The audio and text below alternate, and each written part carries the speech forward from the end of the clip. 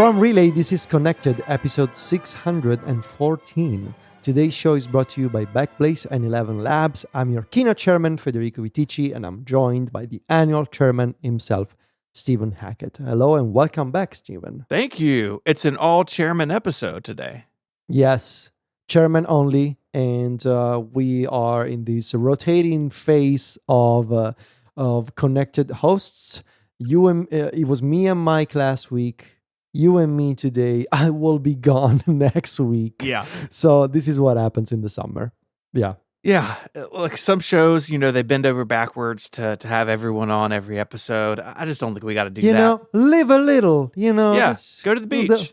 Go to the beach. You don't need to bank episodes. Who does that? Upgrade does that. Upgrade We appreciate you, Mike and Jason. Thank you. But we're not going to do that. We're not going to do that. A friend of mine listens to Upgrade. He doesn't listen to Connected because we're friends, and he's like, it's weird to hear you on a podcast. But sometimes he's like, if I took a shot every time your name is mentioned on Upgrade or ATP, I would die. I was like, yeah, that happened a lot this week. I'm sorry. But this week's Upgrade is very good. People should go. Look, sometimes people think, an out of time one is not going to be good, and no, they did a good job. Yeah. As they always do. I believe, Stephen, that we have follow-up, your favorite segment. It is my favorite segment. You love following up on things, don't you? I do. You circle back. Yeah. You do the thing. Yeah. Yes. So Kevin wrote in, Stephen, install a weather station. I just got one and love having it. Does it do anything useful? No. Did my wife say it is dumb? Yes. Do I know the maximum wind gust at my house was 15.2 miles an hour today? Yes. You too can have this knowledge and the fun of installing a mast on your roof. I cannot believe that you don't have one, Stephen, of all people. I know. I have really thought about it over the years, and it'd be I don't think it'd be that difficult to do. I just haven't done it. Are you a weather person? Oh yeah. I'm not sure if there's an English word for it. In Italian, there's a word for if you're the type of person whose mood gets really affected by the weather.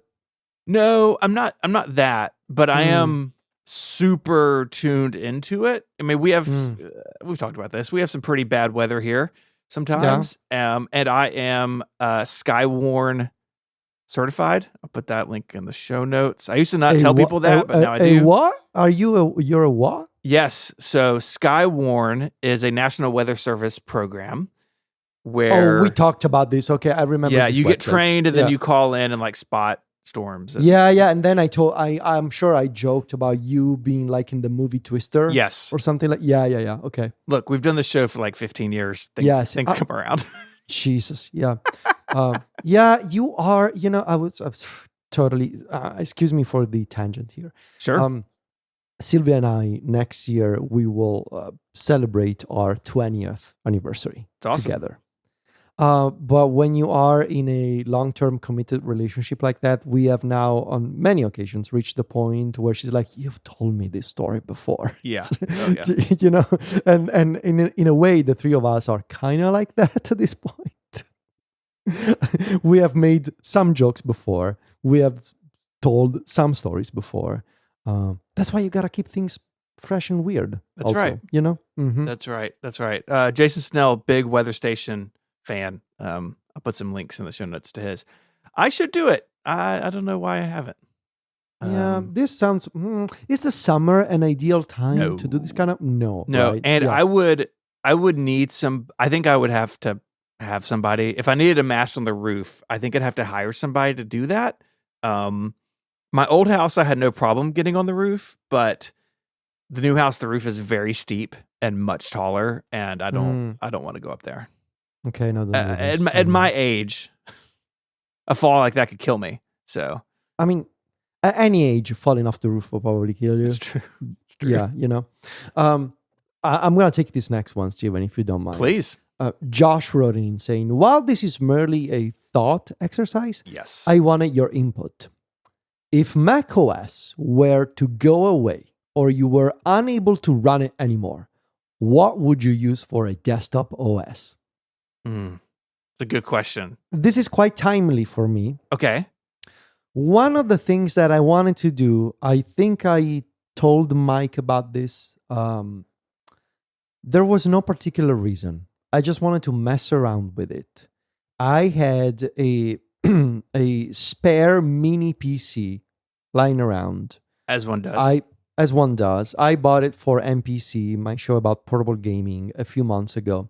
It's a B-Link SCR9 Pro. It's got an AMD GPU in it. It's not like Strix Halo or anything, but it's a pretty decent. It looks like a fake Mac Mini, but it's made by this Chinese company, and it's a mini PC that runs Windows.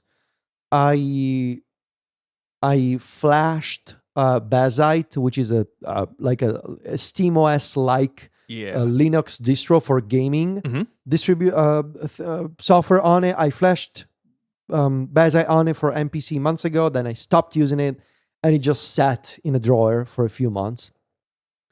And once I got the internet downstairs, I just wanted to mess around with the idea of having codecs autonomously install a Linux distro on it. You may be wondering how and why. The why is no particular reason, just to waste tokens effectively and just to mess around with the concept. The concept being that I discovered the existence of these two accessories. One is called a remote controlled KVM, and the other is called, and I'm not joking, a fingerbot. The fingerbot is literally, the fingerbot is a piece of plastic with a little moving finger that is also like a plastic hook that is operated via Bluetooth by this KVM. This KVM, imagine like a little dock that plugs with HDMI into the back of the mini PC, but the KVM itself is connected to the internet as its own little operating system. And basically, it's like, imagine if it was like a VNC, imagine if it was like a physical VNC client that you physically plug into the back of a computer, and it lets you see the display. It acts as a display, but it also can be accessed via a web app, can run Tailscale, and can simulate keyboard and mouse. That can be connected to an AI. It can be connected to a coding agent, right? And I successfully managed to use codecs to wipe the Linux, the previous Linux gaming distro from the mini PC. Wow. Enter the BIOS of the mini PC and download, what did I put? How do you say in English? Ubuntu? Ubuntu. Ubuntu? But okay, it's the same in Italian. Put Ubuntu on it, all on its own. I just gave it my username and the password that I wanted. Then I manually changed the password. But Codex did it all on my behalf. So I didn't have to mess with any of the installation. The thing is, once I got in, I didn't really like it. So I automated the process of wiping the previous Linux distro and installing the thing, doing the BIOS dance, rebooting multiple times. The thing is, I don't really like Ubuntu, and I don't really like Linux. So to go back to Josh's question, probably Windows 11, and it sucks. Mm-hmm. And look, maybe I am ignorant. I'm sure that I know that there's another really popular Linux distro, but I'm not going to install a Linux distro made by fascists. That's my thing also. Sure. So I'm not going to do that, even though it's really popular these days. Maybe Ubuntu was the wrong choice. Maybe there's another that's more my taste. Maybe I should have gone with Fedora. I don't know. What I do know is that I appreciate a good UI, and so macOS is my gold standard. I also hate Windows 11. Yeah, it's bad. But I find it to be more intuitive than Ubuntu still. So I don't know. Didn't really like Ubuntu though. I will tell you that much. Yeah. There's so many options for Linux, right? Like if you don't like one, you can like another, or if you don't like the interface, you can change, a lot about it. I do think the gaming Linux world is really interesting. Obviously, you have SteamOS, which you could run, right? Like, I think you could run it. You could run it in desktop mode. Yes, probably a better idea. Yeah, it might be. Wait a second. I could get SteamOS on it downstairs. Yeah, and remote play from it in my apartment. It's not remote because it's local. Oh my god! It's right there. Oh my god! Okay. Yes, You should go explore that. Okay. It is an interesting question. I didn't mind Windows 10. Windows 11 has a lot of stuff I don't, and I'm not a daily Windows user by any means, but there's some pretty gross stuff in Windows 11.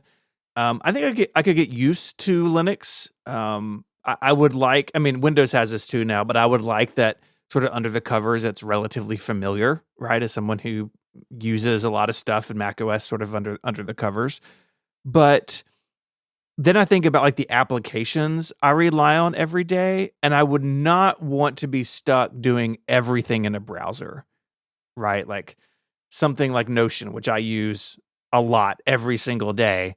There's not an official Linux app for that. Some people have done some stuff, and it's basically like a wrapper, and I mean that's all it really is on the Mac. But I don't want Notion stuck in a tab in a browser, right? So that would be something I would need to look at. I would really need to decide like what apps do I really want to be native, and that would be a factor for me at least. Another thing that I'm now like branching off Josh's hypothetical with another one. Like if my iPhone still exists in this world, like that also brings out a lot of questions, right? Because like with Windows, you can use the iCloud control panel, and you have access to a lot of iCloud data within Windows. It's not perfect, but it's better than nothing. And like, am I looking at also doing something else with my photos, doing something else for music? Like it gets complicated quickly because any operating system is not just an operating system. It's the level of services and data that come along with it. And so it would be tough. Like I would like to say, like, yeah, I'd go to Linux and really enjoy it and like get a cool ThinkPad, but the features I want, and the niceties I want I would have to look at Windows, I think, which I don't love, but thankfully I don't think macOS is going anywhere. But boy, it would be like I would rather run macOS and Android than anything else plus iOS, because I make my living and sit all day at a Mac. Yeah, macOS, like, despite the drama with Tahoe and the UI, and despite the many permission prompts that they have added over the years, it is still so much better than Windows at really anything. I mean, set aside the fact that all of the cool apps and new AI stuff is happening on macOS. Just as an operating system, like even if you just consider the vanilla OS experience, so much better than setting up Windows 11 vanilla from scratch. And I know because I've set up multiple handhelds, I have a gaming PC, just it's so much nicer and ergonomic, secure, whatever you want to call it, than whatever Microsoft is doing with Windows. So Josh, I don't know. I really don't know. I do think I'm gonna try SteamOS, like proper SteamOS on that little box downstairs. But yeah, could be fun. I think SteamOS is really interesting, and I think like their hardware, like Valve's hardware, is super interesting to me. And we haven't seen the headset is not shipped. It's assumedly close, but who knows with Ramageddon. But I think their OS is just as interesting, and because of SteamOS, there is a lot of momentum, or much more momentum, with like gaming on Linux than there has been. Yeah. And I think that's great. A lot of what holds it back from what I've read and watched is a lot of the DRM or like anti-cheat stuff. But if this continues to be more popular and game engine developers work more on this front, like it may be that in the future you don't have to run Windows to be a PC gamer, right? That'd be a really interesting future. Okay, we've got some tiny topics. The first one is the Galaxy Z Fold 8. This is the short boy. We've talked about this. It's basically the form factor, I think, of what the folding iPhone will be, or pretty close. Anyways, reviews are out now. We had some like early impressions, I guess, now a week ago, but reviews are out, and I read through a couple, one at The Verge and one on Engadget. And I just wanted to pull some stuff out of this and kind of get your temperature on this phone. So Dominic Preston at The Verge, in their review, said that the Z Fold 8 feels comfortable, natural, and normal, despite being the shortest and widest phone I can remember using.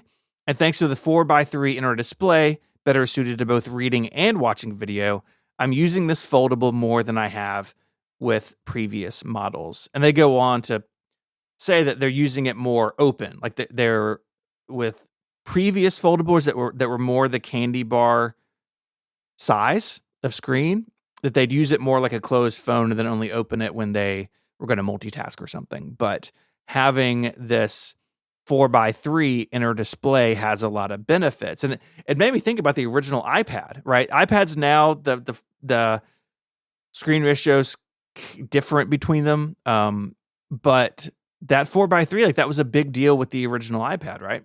Yeah. Yeah. I had that vibe looking at this. I was really interested too in the typing experience. Like the most interesting thing to me, thinking about Apple's potential foldable and this, is like, how useful is the outside screen? Because you don't want to open it to do everything, right? Like you want to be able to use it closed. I think for most people, one-hand use could be difficult with this. A lot of reviews, including Sam Rutherford's over on Engadget, talked about like basically two thumb typing on even on the outside screen, because it's a little wide for most people. And I still worry about that, I think, a little bit. I would say that I'm very curious about this phone. I did not go in and order this phone, but reading the reviews and reading the sort of the first impressions of like typing on it and watching videos on it has me really excited for the iPhone Fold, whatever it's going to be called. I think it's going to be an adjustment for me to go to something that is even shorter than an iPhone 17 Pro. I am definitely happy that I stopped using the Pro Max, because the going from a Pro Max to a Fold to a squat screen probably would have been a really big shock for my habits. Mm-hmm. So adjusting to the 17 Pro over the past few months has been the right call. But this is going to be even smaller than that. It's going to be like an iPhone mini size almost. Yeah. Right? Yeah. Now, the typing with two thumbs and the wide aspect ratio, I think I'm going to be happy about that. My fingers and my wrists get uncomfortable if I type for too long on a phone with two thumbs. And so having something that is a little bit wider, I think is going to help me.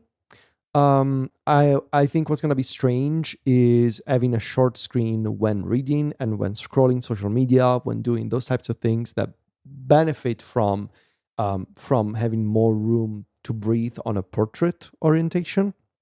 That said, the thing that everybody is saying about like when you open it up, it does feel like a tablet. Yeah. That's the really exciting part for me. Like that has always been the strange part of the previous era of Android foldables.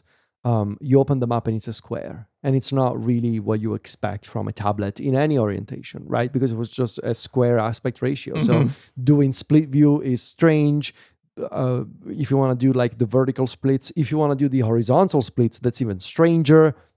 Really, the only good thing about square-shaped Android foldables is video game emulation for older consoles, because they are, they can benefit from that like almost 4x3 or almost 1-to-1 aspect ratio. Mm-hmm. But any sort of multitasking was so weird, because you multitask on an unfolded square, quote unquote tablet. You get basically two narrow apps in split view, and that's not really nice.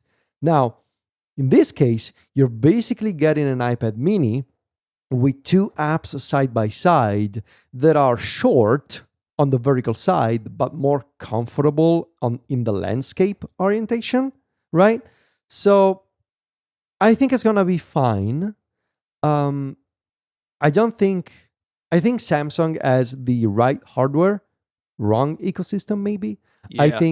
I think it's gonna be much better to witness all of this and to test all of this on a much more vibrant app ecosystem, such as iOS. Mm-hmm. If developers put in the work, assuming they do, we know they will. Yeah.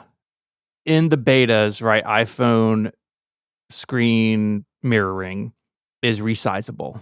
And I was like, I don't know why we would do this. Just, be prepared for it. It's like, well, of course, we know it's coming. But I was thinking about this the other day about Apple really has paved the way for this for a long time. Whether or not they knew they were going to do a foldable when they started this, I don't know. I think primarily, initially, it was to benefit the iPad itself of, hey, back in the day, iOS and iPadOS apps were separate. Like they actually were separate in the beginning. And now they're universal. And Apple has slowly over time broken down the walls between the iPhone and iPad, where their sort of ultimate version of an iOS app, from Apple's perspective, is an app that works basically seamlessly across the iPhone, iPad, and maybe even the Mac, just running on Apple Silicon, right? And the UI and the features just do what they're supposed to do as it is used on different sizes. And different developers have done that to different degrees. And yes, of course, there are apps that can only work on the iPhone, maybe because of sensors or something like that. But if a developer has gone down this path with Apple over the last several years, then yeah, you may need to do some tweaking to get your iPhone app layout to work nicely on the Fold, because we don't know exactly how they're going to implement it from like a what does the device tell the app it is kind of perspective. But I'm hoping that even there's going to be some weirdness on day one where like developers are kind of figuring out best practice for a screen this size. But I think they'll get there relatively quickly, even if the Fold is a small percentage of the user base, which I think it will be for the foreseeable future, because it's going to be expensive. And a lot of people don't want to spend that money on the phone, can't spend that kind of money on a phone. Or if they can and want to, they may sit out Gen 1. They may say, let's just see how this goes, right? And so I think Apple making it as easy as possible for developers to adopt this is only a good thing. And I've been nervous about the size. I 3D printed one, and like it's pretty small. It's pretty squat. But reading these reviews, watching the coverage of the Z Fold 8 has helped me understand the benefits of this screen size and shape, and has quelled some of those nervous feelings I've had. Yeah. Have you thought about getting a Z Fold 8, Steven? No. If the foldable was gonna be a year off still, maybe yes, to understand the form factor and be able to talk about it. But look, we're recording this on July 30th. We're gonna have iPhones in 6 weeks. Like it's not not a big deal. And it's a lot of money, and the Android phone I keep on hand is a Pixel. I think I have like a 9A right now. Like that keeps me in the Android world enough to be able to talk about it without going out and spending whatever this phone costs. True. This episode of Connected is brought to you by Backblaze. Here's something that comes up more than you'd expect. You're looking for a file that you had, something you worked on maybe right before a flight, or maybe you edited it in a meeting, but now it's not where you expect it. Things like iCloud are built for sync and access. It doesn't keep every version of every file you've touched over the past year. But Backblaze Computer Backup does.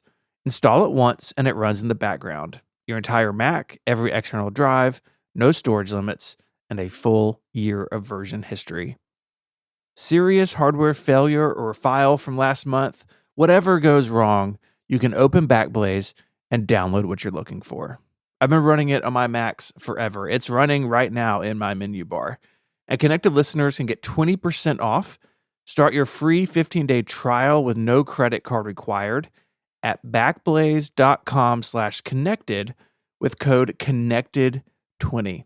It's a 15-day free trial and then 20% off with code connected20 when you go to backblaze.com/connected. Our thanks to Backblaze for the support of the show and all of Relay. iOS 27 is full of small improvements. And one of them that I think I had missed, but then Mac Rumors wrote about it, was the ability to hide the microphone button in messages. Yeah, so this is not the microphone button for dictation. Right. It's of the voice messaging. Yes. And I am sure you have questions. I have feelings. You have feelings. There are people in my life who are huge voice message people. Okay.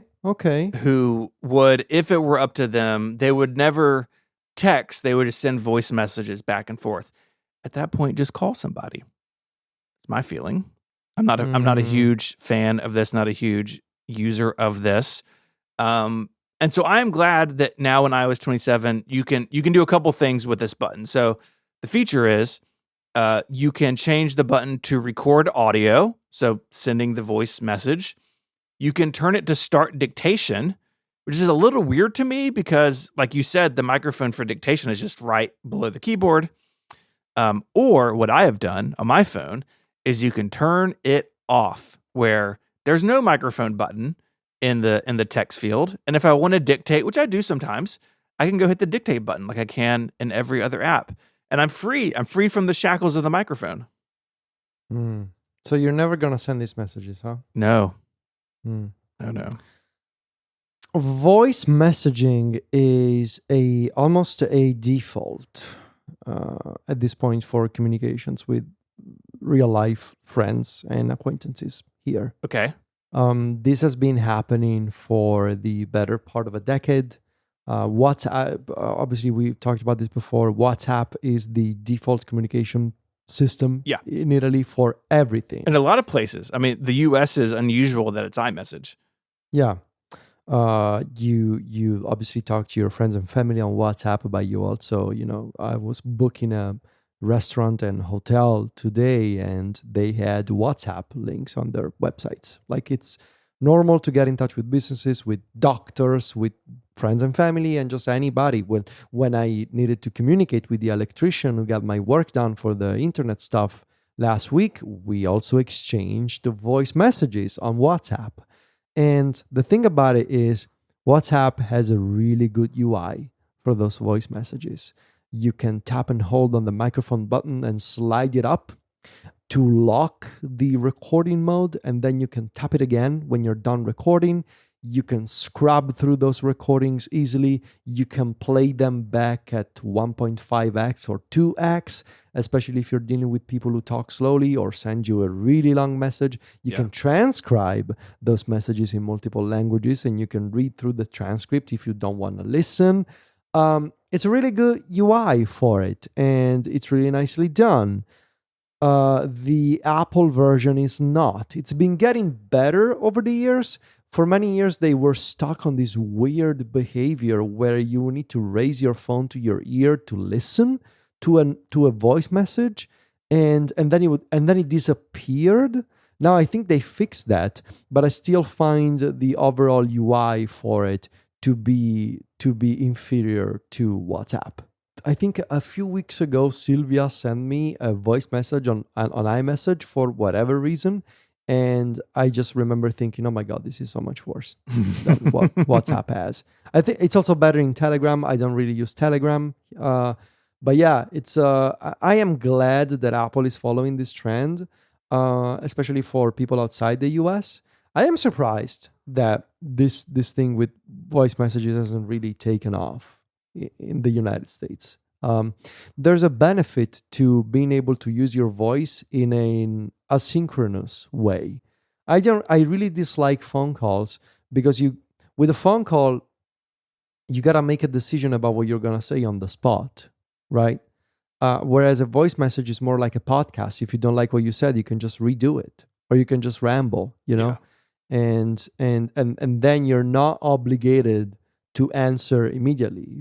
If we are on a phone call, if I call you and I ask you a question and you don't answer me for 5 minutes, I'm just gonna hang up, or I'm gonna think you're weird, right? Whereas with the voice message, you can listen and then you can think about it, think about your answer, massage your answer a little bit, and then you can send a reply back. So it's like it combines the convenience of texting with the more personal touch of voice. It's like, what are two unrelated things that people put together and discovered they were good? Don't say pineapple on pizza. Peanut butter and banana. Peanut butter and jelly. Yeah. Okay. That also. I love it. Yes, it's like that. Yeah. Okay. It does seem like Apple should add more of these features. One day, Steven, out of the blue, with no context, just start sending Mary voice messages. See what happens. Just pretend like it's a normal thing that you do. Oh, yeah. Just like, oh, hey, what's up? You know? Yeah. Can you add this to the grocery list or whatever? Yes. I think she'd be like, "Are you okay? Like, are you being held hostage? Can you not use your hands right now? What are you doing?" Oh man, yeah. I'm glad this can be turned off, but people use it. It's wild to me. And my guess is people here, because messages is dominant and WhatsApp is not as much, that people don't even know that WhatsApp like has those features, like the transcription and the speed control. Like, yeah, Apple should adopt some of that probably. Like, if you're gonna have this feature, make it good. But I'm also glad I can ignore it. Yeah. Can we talk about cars? Oh, we can talk about cars. Yes. Yes.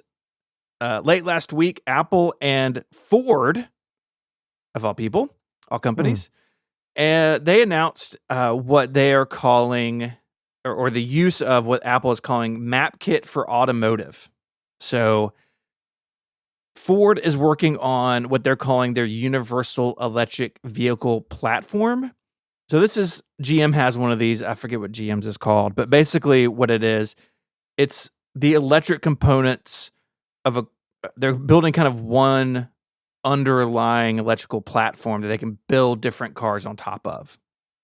So GM has this, Ford is building theirs. The first vehicle they're going to put out is a small to mid-size pickup truck that's supposed to be out in the States in 2027, but there'll be SUVs on that platform, probably sedans on that platform. Instead of reinventing the batteries and the motors and how it all, works, instead of reinventing that for every model, you have one underlying architecture. And car companies have done this forever, right? Like, actually, Ford, as an example, back in the day had like the Fox platform, and that was underneath a bunch of different cars that didn't all look the same, right? There were different cars with different features and different power levels and sold in different parts of the market, but underneath same platform. So Ford's working on this, and because car companies can't help themselves, when they make an electric vehicle, they think, we should redo everything. Like, this should be a spaceship. And that's the fault of Tesla, I think, because a lot of these companies for a long time have sort of chased Tesla in these areas. A lot of that has to do with the infotainment, what's on the screen, right? So more and more in modern vehicles, the screen is big and it controls everything, and it's the center point of all the controls, which I don't love. I'd rather have buttons, but maybe I'm old. I don't know. Yeah.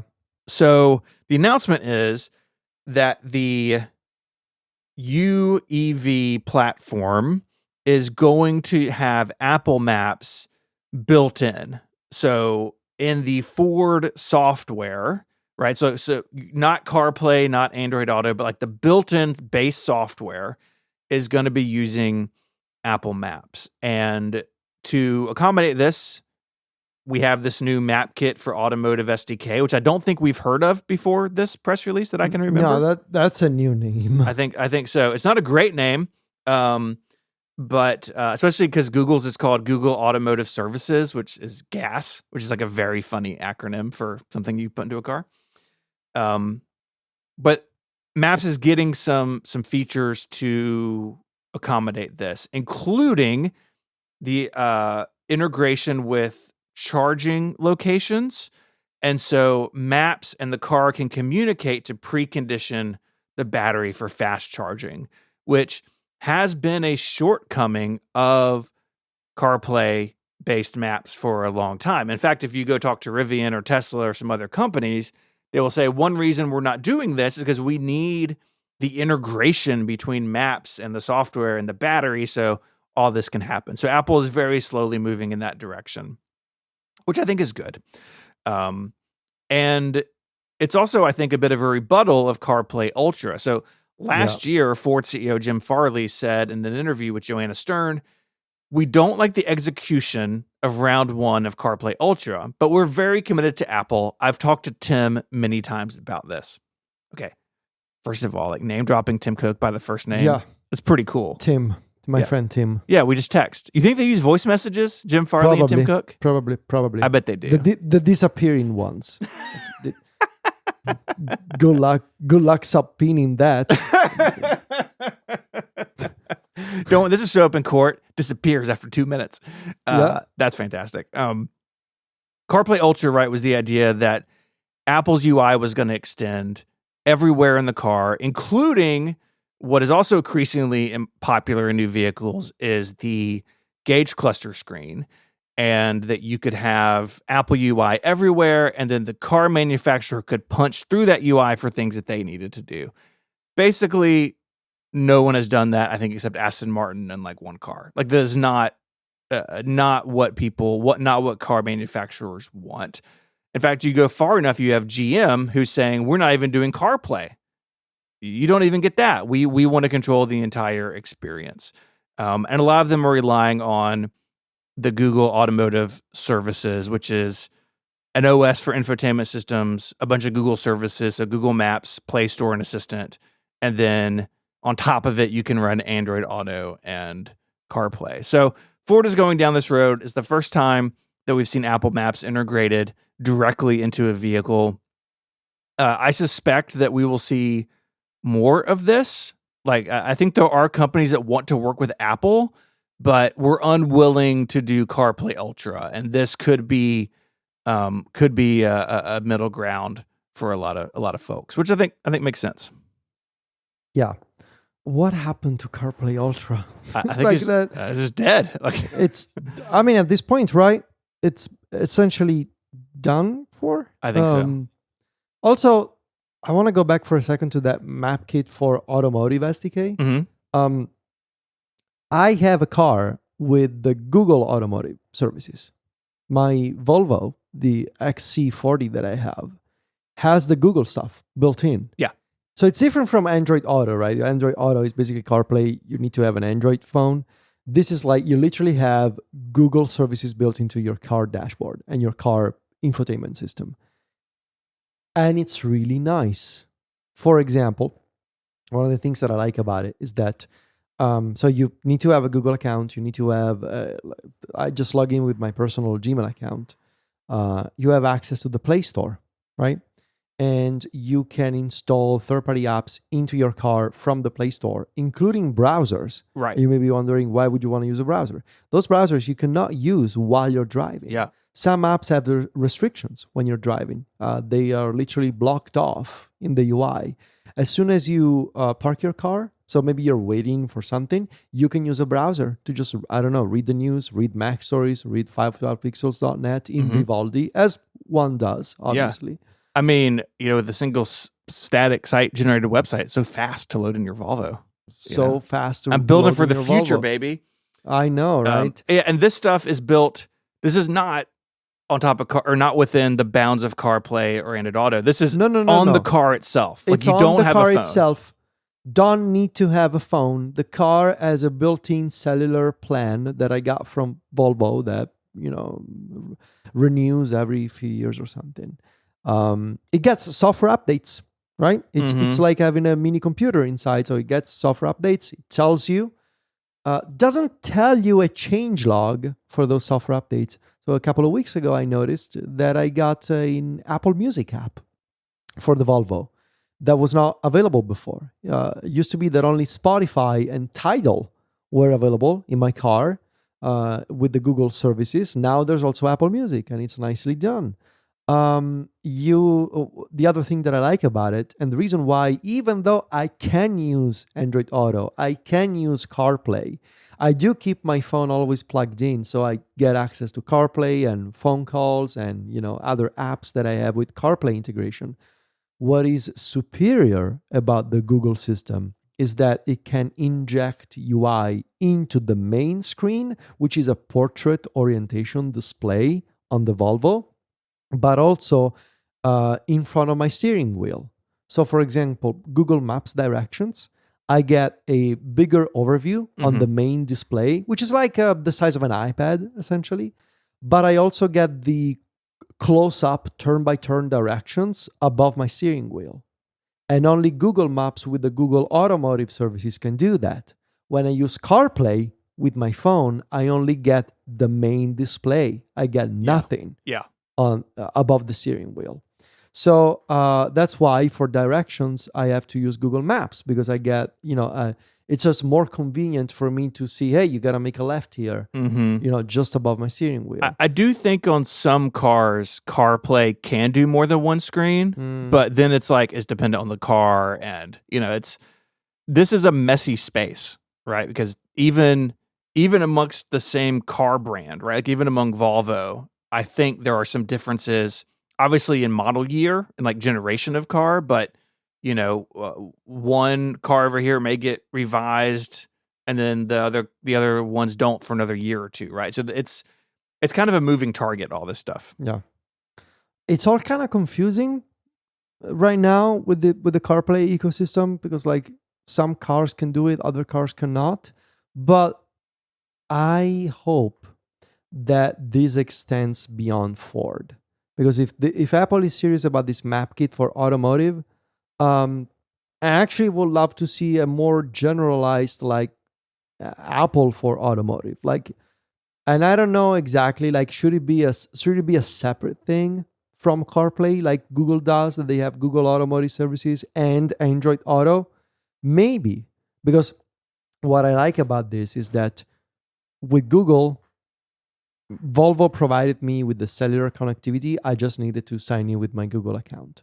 I would imagine that a similar Apple automotive system, I could just sign in with my Apple account.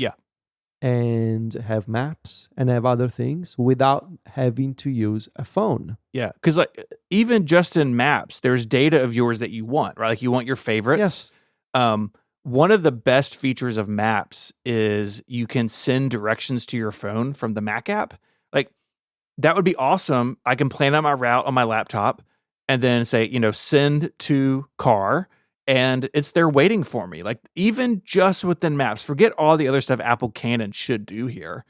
Just within maps, it would be awesome to have more tie-in with the ecosystem. Yeah.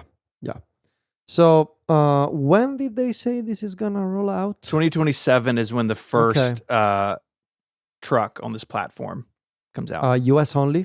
US only for now. And only this mid-size 4-door electric pickup truck. So this will take a while to be out in the world. But I do hope Apple keeps pushing it. I think more and more this is going to be the case, right? Where the car and the mapping and everything else are going to be more integrated. It's different for me. In my truck, it's not electric. I just have a CarPlay screen that's I don't know, it's 7 inches. It's not big. It's basically the size of the iPhone Pro Max. No gauge cluster display. It is older, and that's great because CarPlay is my complete experience in my truck. The only time I use the head unit radio itself is if I want to listen to FM radio, if I want to listen to sports radio or something. But past that, everything is CarPlay routed through my phone. And that is how a lot of people experience this stuff now, but more and more it's going to be your Volvo or these Fords, where yes, like you may still want to use CarPlay because your podcast app isn't built in, or you want to use iMessage, right? And things that aren't baked into the car yet. But there is this middle ground, I think, that is happening. And that honestly, if Apple doesn't do this and more companies turn to Google Automotive Services, what if Google says, you know what, actually, we're going to kind of degrade the CarPlay experience. We're not going to let you do all the things you can do. Like, that hurts CarPlay. It hurts Apple. And Apple's in this position where, in the US at least, the overwhelming majority of consumers buying cars say that CarPlay is a must-have. It is certainly true for me. We just bought my daughter a car because she's driving now, and it did not have CarPlay in it. And I retrofitted it in because like she's used to it in our cars, and I want her to have access to maps and things. Like the car we bought her was older, didn't have any navigation, didn't have anything. It was just like a CD player basically. And now she has this, and it's a must for us, for our family. A lot of people are there. And so CarPlay, I think this is one reason they did CarPlay Ultra. In one way, CarPlay is kind of in a dangerous spot that Apple doesn't control what's underneath it, right? CarPlay is a layer on top of all this stuff. And increasingly, the companies that control the lower layers want more control. That's why GM booted CarPlay off their platform. That's bad for Apple. Now for me, it means I would not think about buying a GM car. I wouldn't anyways, but I want CarPlay. And so they kind of have to do this. I hope this is successful. And I hope it's just the start, because I think there's a lot of opportunity here to make something really good. Yeah. This episode of Connected is brought to you by 11 Labs. How many of you have been put on hold, gone through 3 levels of a phone menu, gotten transferred to the wrong department, had to repeat your account number for a 4th time just to be told the office you're trying to reach is closed? That's happened to all of us. It's the most universally despised system maybe in the world, and it's long overdue for a rethink. That's where 11 Agents comes in. 11 Labs make something called 11 Agents. It's not a chatbot. It's not a phone tree. It's not some demo that falls apart the second a real customer asks a real question. 11 Agents is a voice AI agent that actually listens, understands, and resolves, not just routes. It can look up account information, process your request, and escalate intelligently. Whatever needs to happen, the voice sounds like a human, the response time feels immediate with low latency performance, and it runs 24/7 in over 30 languages. If you run a business of any kind with customer operations, support, sales, or onboarding, you can start a demo at 11labs.io/connected. See what 11 Agents can do for your workflows. Guided rollout capacity is limited each quarter, so if you want to be one of the first companies with a customer experience that people actually talk about in a good way, now is the time. That's 11 Labs, ELEVEN, 11labs.io/connected, 11labs.io/connected. Our thanks to 11 Labs for their support of the show and all of Relay. We should congratulate our friends Mike and Jason, because it's, according to these notes here, the upgrade program is now part of Apple. Is that what this means? Yes. Wow. They've been acquired. Wow. Yeah. Man. Rest in peace. Upgrade. No, just kidding. What is dead, though, is the iPhone upgrade program, which we've talked about before. It is being replaced in the US with the Apple upgrade program, confusingly named for those of us in this neck of the woods. It is effectively a leasing program for select Apple hardware. Apple's partnered with Klarna for this, which is one of those buy now, pay later services. Yeah. There's a lot of detail here that's pretty boring to talk about. So we're going to have a bunch of links in the show notes. The one I would definitely check out is the Verge article, because Emma Roth did the work to compare all the pricing between the Apple upgrade program, your monthly lease payment, the MSRP, how much you pay over the lifetime of the lease, and then your buyout amount. And what Apple is saying is, if you opt into this program, you're going to have a monthly lease payment. So you don't own this device, which is a deal breaker for a lot of people. But you will never pay more than the full price of the device over 3 years. In some cases, according to Emma Roth's chart here, you could save a lot of money. But when you get to the end of it, you have the option to purchase the device by paying the difference. And so if you've paid in $1,000 over 3 years, but the device is $1,200, you pay the $200 and it's yours. You can end the contract and return the device to Apple, in which case you lose any resale or trade-in value. Or probably what they want you to do is you upgrade to another device and then you switch to whatever monthly payment that new device has. So I have an iPhone 17 on this program. I pay for it for a couple of years, and then when the iPhone 20 comes out, I can say, let me just move to that. I send my 17 back in, and if the monthly payment goes up a little bit, then I just have this device. So this is different than the upgrade program. It is different also than what you have through cell carriers, where it's like, okay, I'm paying my phone off over the course of a couple years, but I own the phone at the end of it. This, you do not own it unless you buy it out at the end. Very similar to a car lease.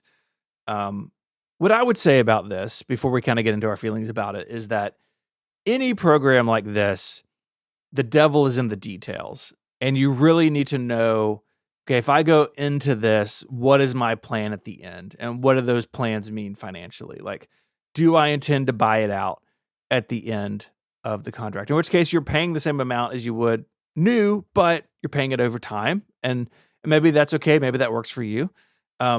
Maybe you're somebody who does want to upgrade every 2 to 3 years, and you don't want to pay for a phone outright, and the ownership question doesn't bother you. In which case, maybe you get on this thing, and like it's effectively no different than the iPhone upgrade program, really, in that sense. But it's complicated. Another detail that I had missed initially, but Gruber pointed out today: if you lease an iPhone through this in the U.S., you must have a cellular account on AT&T, T-Mobile, or Verizon. So if you use an MVNO, US Cellular, there's a bunch of them, Trump Mobile, you can't actually take advantage of this because it's tied in with the big three. So lots of details. You should definitely understand the ramifications of your decision-making when you go into this. But this is US only. This is not coming to your neck of the woods. Mm-hmm. But Yeah. how does this strike you? I don't know. I feel like years ago I would have been a lot more precious about owning my device. I feel like with these things being so expensive when you want to pay for them up front. Yeah. Especially, here's my thing. I wouldn't lease a Mac. I think I would be comfortable doing this with an iPhone. Okay. I think I would be comfortable doing this with an Apple Watch. The things that I want to upgrade on an annual basis, you're basically subscribing to the iPhone, right? You're not owning a phone. I wouldn't. This MacBook Pro that I'm using, I've been using for 3 years almost at this point. I guess what I'm trying to say is that I feel more comfortable doing this with portable devices that I switch on an annual basis anyway. Because I know myself, I want to have the latest iPhone anyway. Yeah. And they're expensive for something that I want to purchase on an annual basis, right? On an annual basis, it's like 1,700 euros or something, right? Leasing it, yes, it's not mine, but what is mine anyway? If I'm purchasing this thing every September and spending lots of money every September, and then I'm going to sell it, is it really mine? Yes, technically it is mine for those 12 months, but it's an impermanent purchase, sure, if you think about it. Which is not this, I wouldn't say the same for a MacBook. It's a computer that I own, that I care for, that I keep for 3, 4, maybe even 5 years. I mean, that's a stretch, but like 3 years, no problem with this MacBook Pro. That's where I land. And years ago, I would have said the opposite. No, I need to own all of the hardware that I'm going to use on a daily basis. With the iPhone, changing it every September, the price is going up every year now. I think I would do it if I could. If the program was here, I would do it for the iPhone. Probably wouldn't do it for the MacBook Pro. probably wouldn't do it for the iPad Pro. I would totally sign up for iPhone and Apple Watch. How about you? I think a lot of people are I would guess are kind of in that world. Like in the Discord, Zoe, who was on the iPhone upgrade program, mentioned that the 12-month lease at half the cost of the device over that term works out pretty well for them. And I think if you are going to upgrade on a regular basis and the ownership thing doesn't bother you, then this could really work in your favor, right? And it, in a way, it does make these devices more attainable for a lot of people. Yes. But you do have to go into it with your eyes open. You got to know the details. You got to know that there are ramifications if you don't make those payments. There was a report earlier in the week that like someone found this like restricted mode in iOS 27 and people were freaking out like, oh, if you don't make your payments, Apple's going to make your iPhone not work. And Apple has said, no, that is absolutely not the case. But Klarna, if you miss 3 payments in a row, will terminate the lease and you'll need to pay the full outstanding balance. And I promise you they will send collection agencies after you. And then you've got like credit issues and a bunch of other stuff that could be a problem. So you've got to look out for that stuff, right? You got to remember that these companies don't do this for your good. They do it for theirs. But if you can make the payments and it works out for you financially and you're okay with the potential downsides, then I guess more options aren't bad, you know, even if it can feel a little bit weird. Like there is part of me that feels like this could be predatory. And I think that's where like knowing what you're getting into is really important. Like OTJ Jr. wrote, with the new program, ownership at the end is not an option, which actually isn't true because you can buy it out. But when your lease is over, you're empty-handed and faced with leasing again, buying out the lease or buying it full price with no trade-in, which is objectively worse. Like, again, it depends on your perspective. And I think what you said is really interesting about like, the Mac is something that you wouldn't do because it's something that you buy and hold on to for a long time. Yeah. But maybe an Apple Watch isn't. And so lots of decisions here. It is interesting that this is happening. I think it's interesting that it's happening now as we are certainly on the cusp of iPhones becoming even more expensive. Ramageddon, but also the foldable is going to go up, right? Everything has increased in price at Apple. Like all these iPad and Macs cost more than they did a month ago, right? We've talked about that. And so it is a way, I think, to hedge against that if you're Apple and if you're these other companies. And I can certainly understand that. Yeah. Well, if you want to lease this closing, I have a great deal for you because it's here. It's here. Just 3 monthly payments and the podcast is closed. No, you can have it for free. If you want to find stuff you talked about, it's on the web at relay.fm/connected/614. It's also in your podcast player of choice. Leave us feedback. There's a feedback form on the website. You can make it anonymous if you want. And you can join and get Connected Pro, which is the longer and ad-free version of the show we do each and every week. We've been running a sale in July. If you use the coupon code TinyHeads15 between now and July 31st, which is the day after we record this, then you get 15% off an annual subscription to Connected Pro, either new or if you're reactivating an expired one. Again, TinyHeads15. If you want to find more of us, you can find Federico. He's the editor-in-chief of MacStories.net. You can find Mike across a bunch of other shows here on Relay when he's not on vacation. And you can find my writing at 512pixels.net. I'd like to thank our sponsors this week, Backblaze and 11 Labs. Thank you for listening. And until, not you next week, but until you come back, say goodbye. Arrivederci. Bye, y'all.